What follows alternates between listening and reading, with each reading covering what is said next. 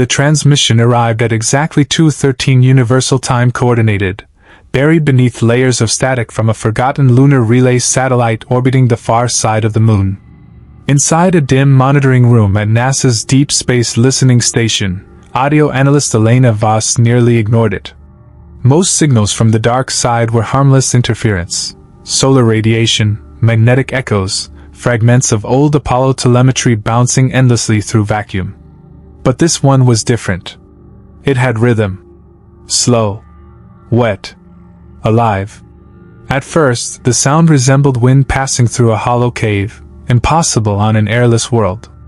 Then came the second layer beneath it, inhaling, exhaling, inhaling, exhaling. Human lungs. Massive lungs. The breathing stretched across the speakers in uneven intervals, as if something enormous struggled to sleep beneath miles of lunar rock. Elena replayed the file 12 times. Every cycle ended with a low clicking noise, like fingernails tapping stone from very far away.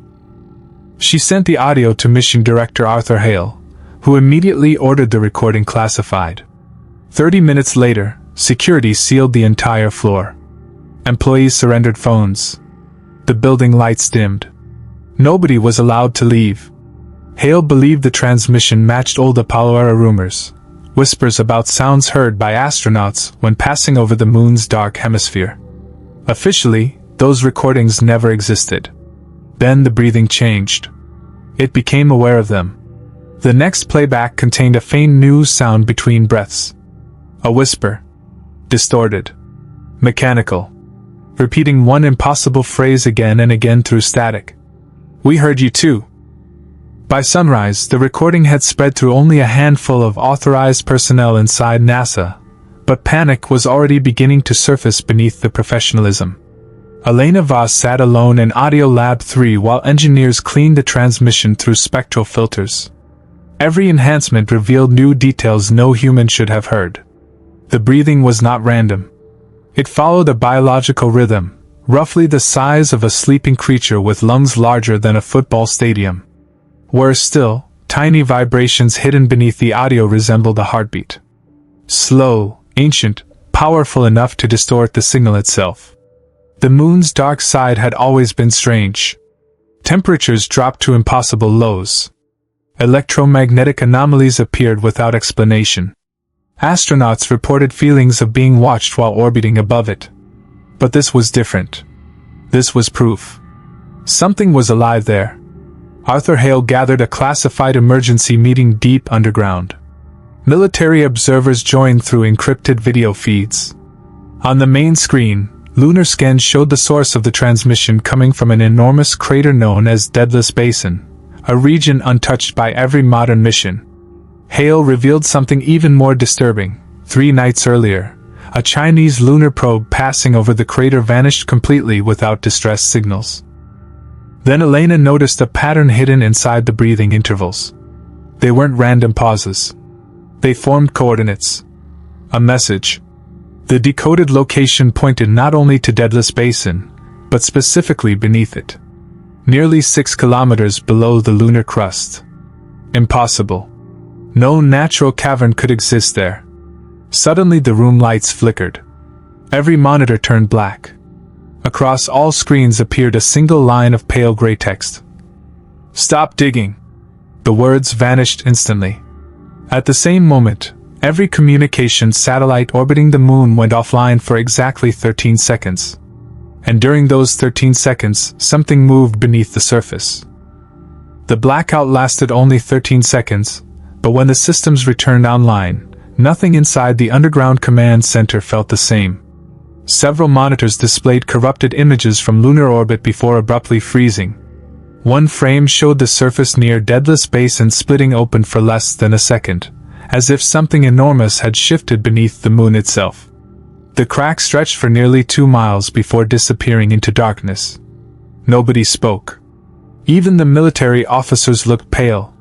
Arthur Hale ordered the room sealed indefinitely, and initiated Project Echo 7, a classified operation hidden from every public space agency database.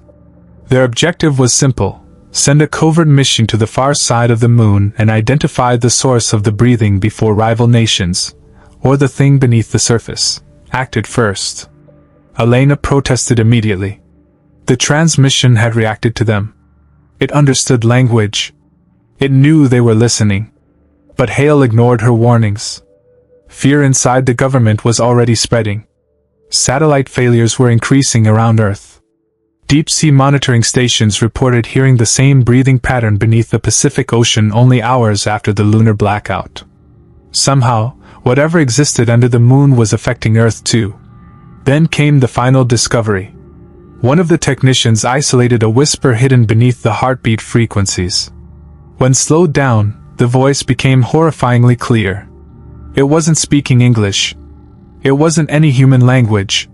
Yet every person in the room somehow understood it perfectly. The translation entered their minds like a memory instead of a sound. "The prison is opening." At that exact moment, alarms erupted across the facility. A classified lunar telescope had detected movement inside Daedalus Basin. Massive movement. Something was climbing upward beneath the crust. And then the breathing stopped completely. Silence filled the room. Because now, it was awake. 48 hours after the transmission, Project Echo 7 launched in complete secrecy from a hidden section of NASA's Kennedy complex. Officially, no mission existed. Public satellite feeds were replaced with pre-recorded footage while a 6-person crew boarded the lunar vessel Orpheus. Their destination, Daedalus Basin on the dark side of the moon, the exact location where something beneath the surface had awakened. Elena Voss joined the mission against her will. Arthur Hale insisted she was the only person capable of interpreting the signals. Alongside her were Commander Elias Reed, lunar geologist Mina Okafor, systems engineer Daniel Krell, military observer Victor Sorin, and medical officer Leah Hayes. None of them trusted each other. Every crew member had received different fragments of classified information, carefully hidden to prevent panic. 3 days into the journey, the problems began. The ship's internal microphones started detecting breathing in empty corridors. Slow inhaling. Slow exhaling. Crew members searched every compartment, but no source existed.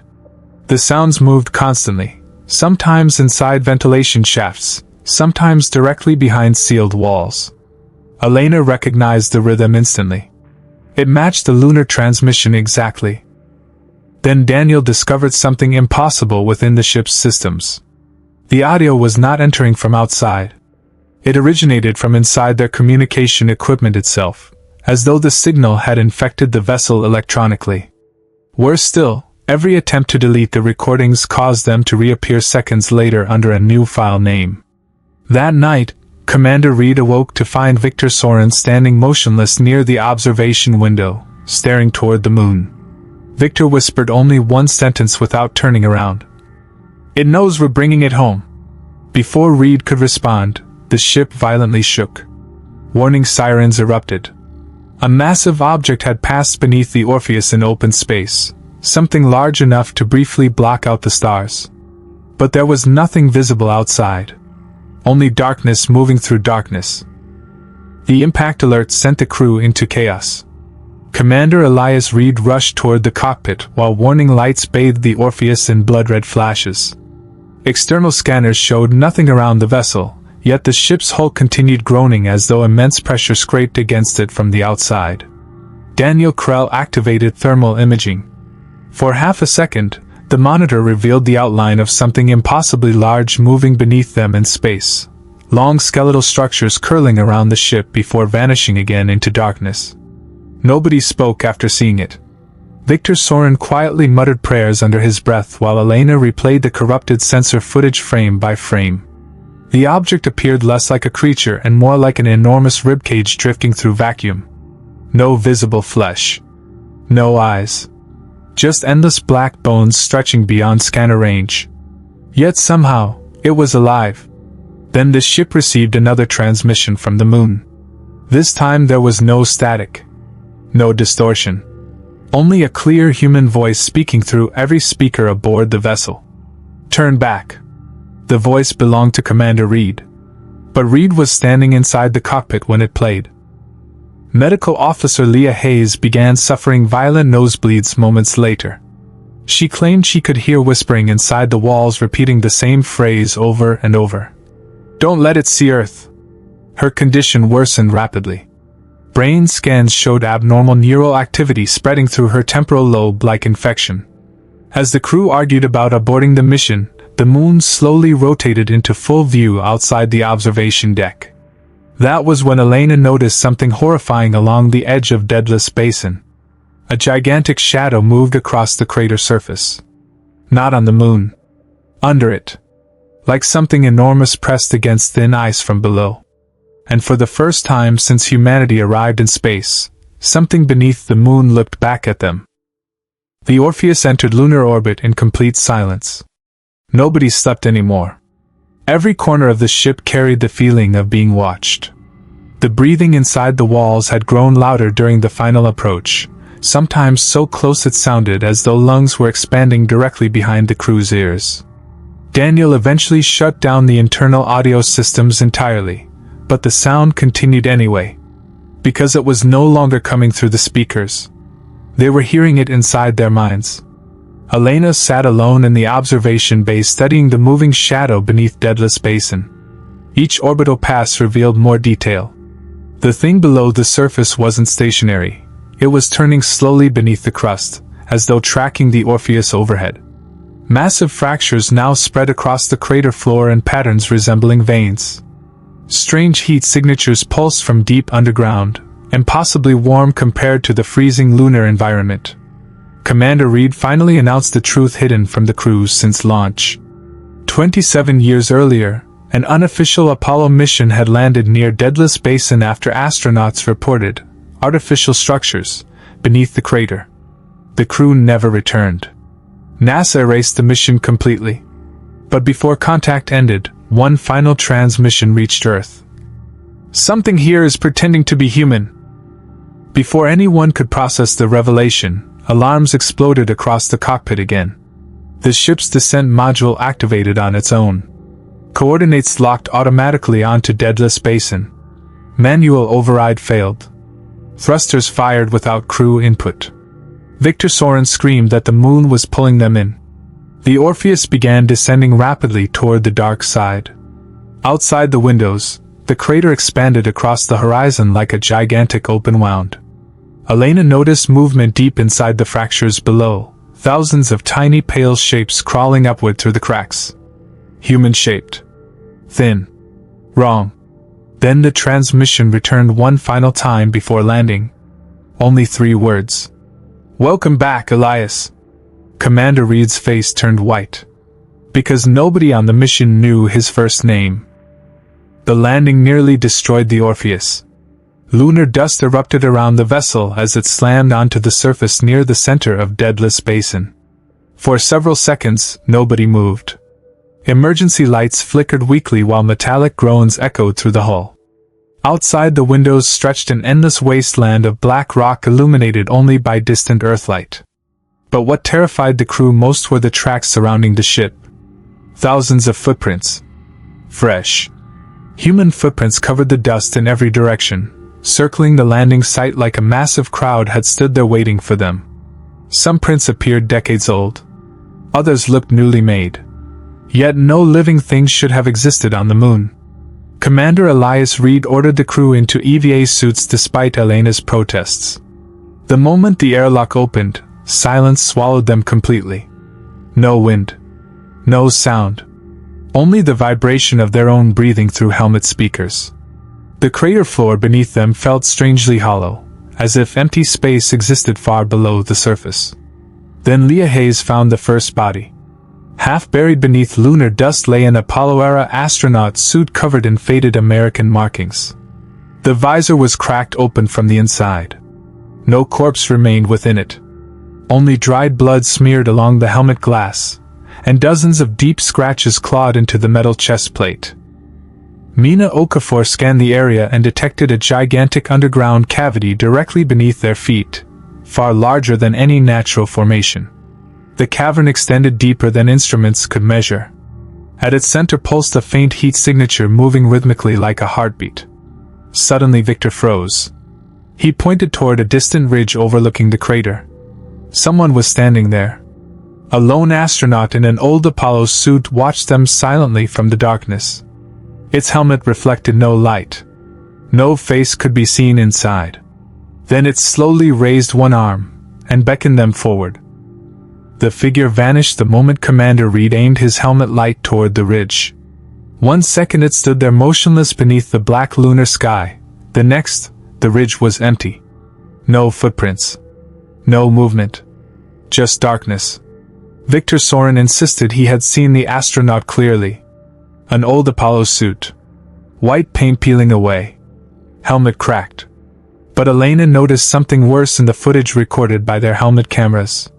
The figure had not reflected light correctly. Its body appeared stretched unnaturally tall for a human being, with arms hanging almost to its knees. Still, Reed ordered the team forward. They followed the strange footprints deeper into Daedalus Basin until the lunar surface suddenly changed beneath them. The ground became smooth, too smooth. Like polished stone hidden beneath dust for millions of years. Mina brushed away layers of gray powder and uncovered massive geometric patterns carved into the moon itself. Symbols unlike any human language spiraled across the rock in enormous circular formations. Then Daniel's scanner detected metal beneath the surface nearby. The crew dug carefully through the dust until a corroded hatch emerged from below. An American flag symbol remained faintly visible on its side. The lost Apollo mission. And the hatch was already open. Inside the underground structure, darkness stretched endlessly downward. Weak emergency lights still flickered after decades without power, casting red shadows through narrow metallic corridors. The walls were covered in scratch marks. Some human. Some impossibly large. Leah Hayes suddenly stopped walking. Over the radio, her breathing became frantic. She whispered that somebody was standing behind them inside the tunnel. The crew turned instantly. Nothing was there. Then a new voice crackled through every helmet speaker. Soft. Distorted. Familiar. Elias, why did you come back? Commander Reed collapsed against the wall in terror. Because he recognized the voice immediately. It belonged to his father, an astronaut officially declared dead 27 years earlier during the erased Apollo mission. Commander Elias Reed could barely breathe after hearing his father's voice echo through the tunnels beneath the moon. His helmet camera shook violently as memories long buried resurfaced. Officially, his father had died during a spacecraft malfunction before Elias was even born. But the classified files Hale revealed before launch told a different story. His father had been part of the erased Apollo mission sent to investigate strange signals beneath Daedalus Basin. And now, somehow, he was still here. The crew descended deeper into the underground structure. Emergency lights pulsed dimly along the walls like dying veins. The deeper they traveled, the stranger the architecture became. Human metal corridors slowly merged into something older beneath them. Massive black stone tunnels carved long before humanity existed. Smooth, curved walls stretched endlessly downward, covered in the same spiraling symbols found on the surface. Elena realized the horrifying truth first. The Apollo astronauts had not discovered these ruins. They had built their base around them. As if someone, or something, wanted them to enter. Then Daniel found the recordings. Dozens of old Apollo videotapes remained stacked inside a damaged control room coated in lunar dust. One tape still functioned. Reed inserted it into an ancient monitor, while the crew gathered silently around the flickering screen. The footage showed exhausted Apollo astronauts barricading themselves inside the station.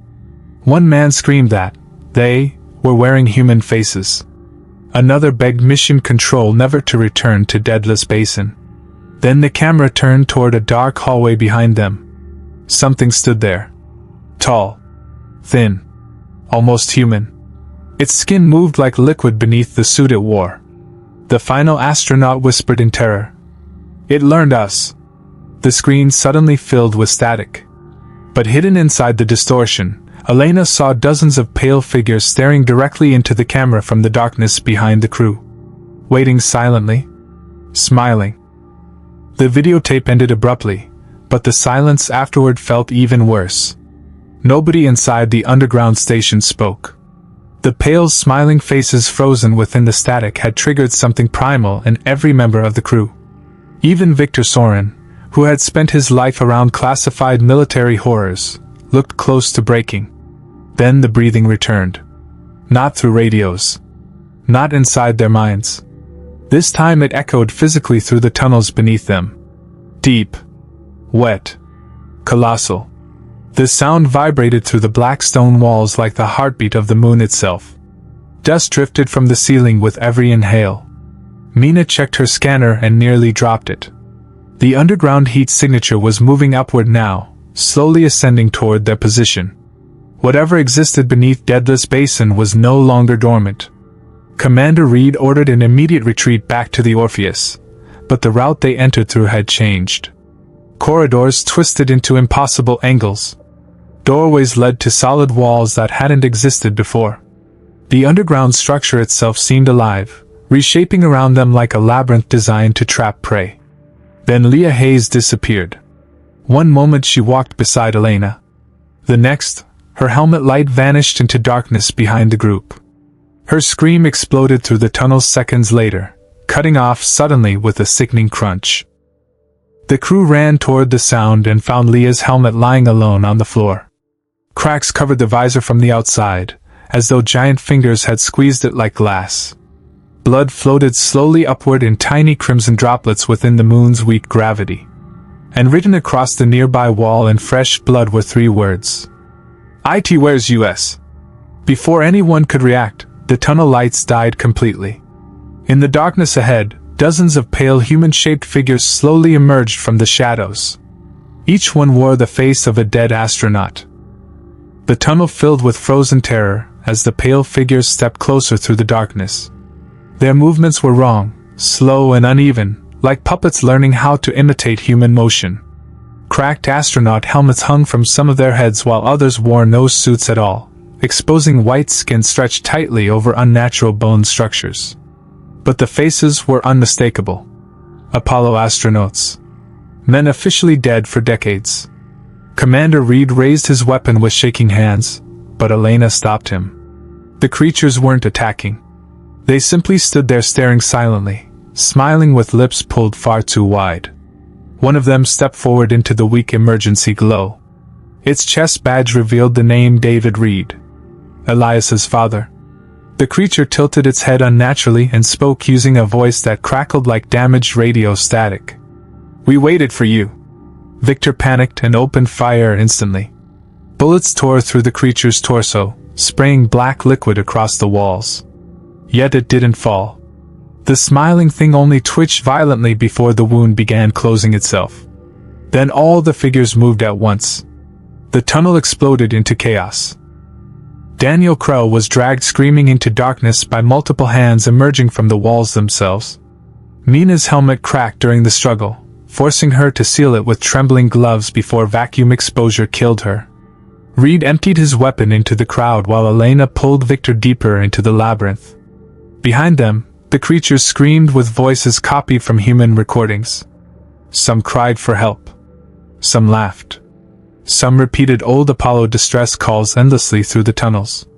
Then Elena saw the truth hidden beneath their skin. Their bodies weren't biological. Something underneath was wearing them like clothing. White flesh split open across one creature's neck, revealing long black tendrils moving beneath the human form like parasites controlling a puppet.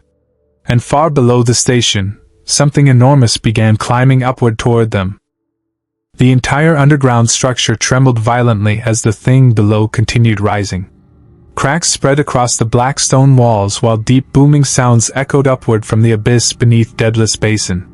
It no longer sounded like breathing. It sounded like something dragging its massive body through ancient tunnels that had imprisoned it for millions of years. Elena, Reed, Mina, and Victor ran blindly through collapsing corridors while the pale creatures pursued them from every direction. The monsters moved faster now, their human disguises tearing apart as black tendrils burst through skin and cracked bones outward. Some crawled across ceilings like insects. Others unfolded into impossible shapes too large for the tunnels themselves. Then Victor suddenly stopped running. He stared ahead in complete shock. The corridor opened into a gigantic underground chamber hidden beneath the moon's crust, a cavern so massive the far walls disappeared into darkness. At its center stood an enormous circular structure built from black stone older than human civilization. Symbols pulsed across its surface with dim crimson light, synchronized perfectly with the heartbeat shaking the chamber. It wasn't a ruin. It was a lock. And it was opening. Commander Reed finally understood why the mission had been drawn there. The transmission. The voices. The infected signals. None of it was accidental. Whatever existed beneath the moon had been manipulating humanity for decades, guiding them back to the prison again and again. Not to escape alone. To spread. Suddenly the stone seal cracked apart with a deafening roar. Blinding darkness poured upward from the opening, not absence of light, but something alive. Something moving. The pale creatures instantly dropped to their knees around the chamber, as if worshipping it. And from the abyss below, a single gigantic eye slowly opened. Its surface reflected entire galaxies turning within it. Then the eye focused directly on Elena. Inside her mind, a voice whispered calmly, "Earth is next." The moment the eye opened, reality inside the chamber began to distort. Gravity shifted violently. Loose debris floated upward before suddenly crashing sideways into walls. Elena collapsed to her knees as unbearable whispers flooded her mind in thousands of overlapping voices. Human voices. Ancient voices. Entire civilizations crying out in terror. The creature beneath the moon was not merely alive. It was conscious across worlds. Victor Soren screamed and tore off his helmet despite the vacuum beyond the chamber. But instead of dying, he remained standing. Black tendrils emerged slowly from his mouth and eyes while his body twisted unnaturally backward. The entity had entered him completely. Mina fired at Victor repeatedly, but the bullets only slowed him. His bones cracked and stretched as he rose several feet above the ground like a puppet hanging from invisible strings. Then he smiled with far too many teeth. "You opened the gate," he whispered. Behind him, the gigantic seal continued breaking apart. The darkness pouring from below spread across the chamber floor like living liquid, consuming stone, metal, even light itself. Wherever it touched, whispers emerged from the shadows, millions of trapped minds absorbed over unimaginable time. Commander Reed realized the horrifying purpose of the moon. It was never natural. The moon itself was a prison constructed around the entity long before humanity existed. Earth had unknowingly orbited a sleeping godlike organism for millions of years. And now the prison was failing. Suddenly every monitor aboard the distant Orpheus activated automatically. Emergency broadcasts from Earth flooded through the crew's radios. Cities across the planet were experiencing massive blackouts. People reported hearing breathing inside walls, underground tunnels, even beneath oceans. The infection had already begun spreading through the signal itself. Then Elena looked upward through a crack in the cavern ceiling toward distant Earth hanging silently in space. For one brief second, she saw something enormous moving beneath the clouds. Panic erupted across the chamber as Earth's emergency broadcasts became increasingly distorted. Radio operators screamed about entire cities losing power simultaneously. Deep-sea sonar stations detected colossal movements beneath the oceans. People around the world reported identical nightmares of a giant eye opening in darkness while something breathed beneath their beds, inside subway tunnels, under mountains. The signal from the moon was spreading through every communication network on Earth. Elena finally understood the terrible truth. The entity did not need a spaceship to invade humanity. It traveled through awareness itself. Through sound. Through observation. Anyone who heard the breathing became connected to it.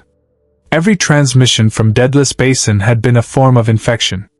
Victor, or whatever now wore Victor's body, walked calmly toward the broken seal while black tendrils spread behind him like roots. Pale astronaut creatures gathered around the abyss in worshipful silence.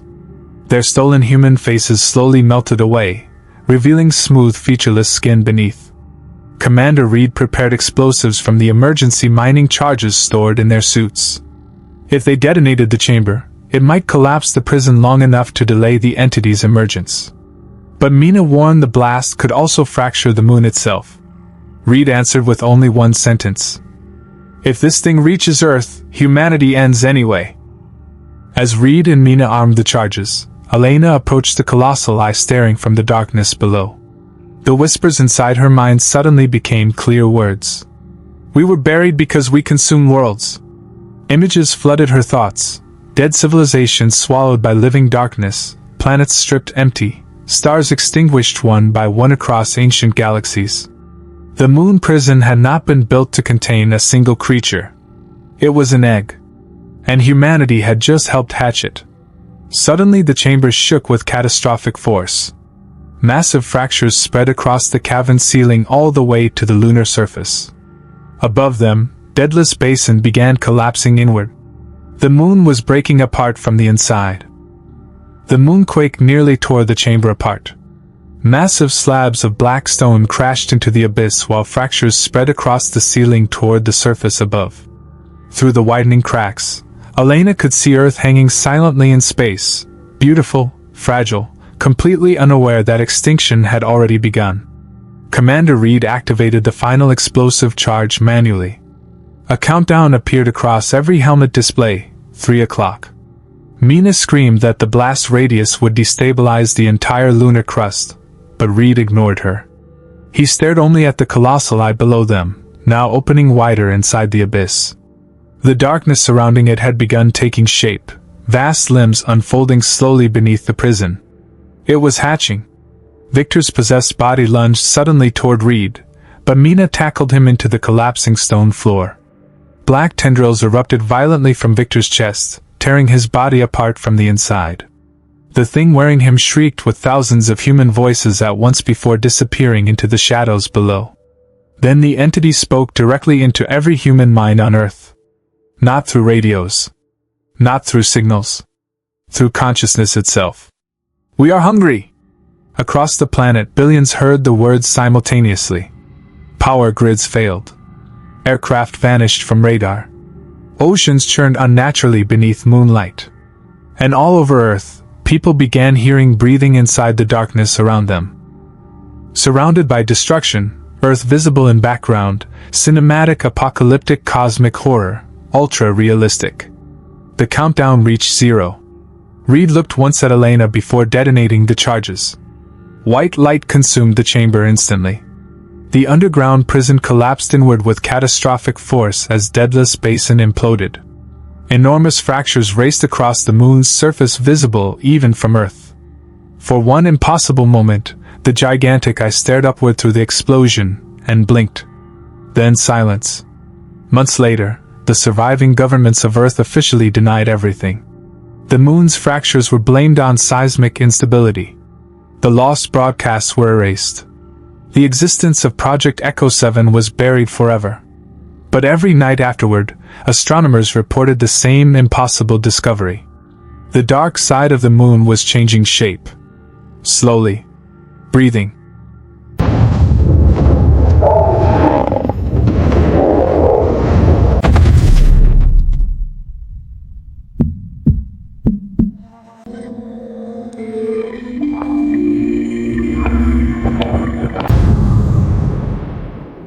Oh.